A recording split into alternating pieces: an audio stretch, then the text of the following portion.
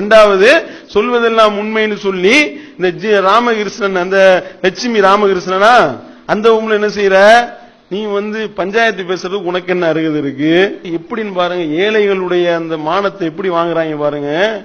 அந்த ஏழைகள் என்றால் அவ்வளவு இலக்காரமா உங்களுக்கு அவ்வளவு பலவீனமானவர்களை கூட்டிட்டு உட்கார வச்சு சொல்லுங்க உங்க கணவர் உங்களை எப்படி திட்டினாரு, நீங்க உங்க புருஷங்காரர் உங்களை எப்படி அடிச்சாரு, நீங்க உங்க மனைவிட்ட எப்படிலாம் அடிவாங்க சொல்லுங்க என்று சொல்லி ஊரறிய அம்புனை ரெக்கார்டு பண்ணி அவர்களுடைய பலவீனத்தையும் அவருடைய இயலாமையும் அவருடைய ஏழ்மையையும் அவருடைய வறுமையையும் பயன்படுத்திக் கொண்டு அவருடைய ரத்தத்தை உறிஞ்சிரிய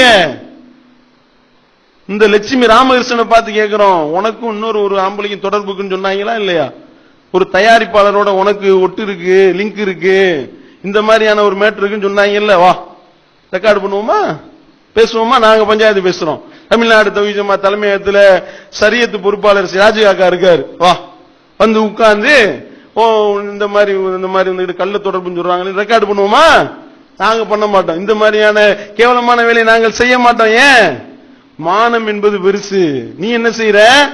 ஏழைகளுடைய மானத்தை முச்சந்தைக்கு கொண்டு வர என்னன்னு கேட்டா நாங்க ஒற்றுமையாக்குறோம், நாங்க அவர்களை என்ன செய்ய போறோம், சேர்த்து வைக்க போறோம். அது ஏன் ஏழைகள் மட்டும் அப்பாவிகள் மட்டும் கூப்பிட்டு மோடிக்கும் முன்னாடிக்கும் பிரச்சனை நடத்த வேண்டியதானே?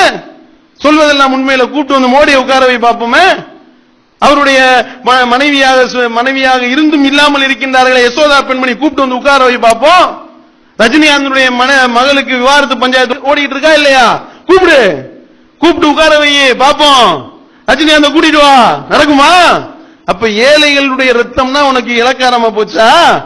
அப்பாவிகள் என்றால் அவர்களுடைய அந்த பேச்சுக்கள் எல்லாம் உங்களுக்கு டிஆர்பி ரேட்டிங் உடைய அந்த எண்ணிக்கையை கூட்டி காசு சம்பாதிக்கக்கூடிய வேலையை பாக்குறீங்களே, கேவலமா இல்ல இதெல்லாம் உங்களுக்கு? இப்படி அடுத்தவருடைய ரத்தத்தை உறிஞ்சி உங்களுடைய வாழ்க்கையை நடத்தணுமா? சிந்திக்கணுமா இல்லையாங்க?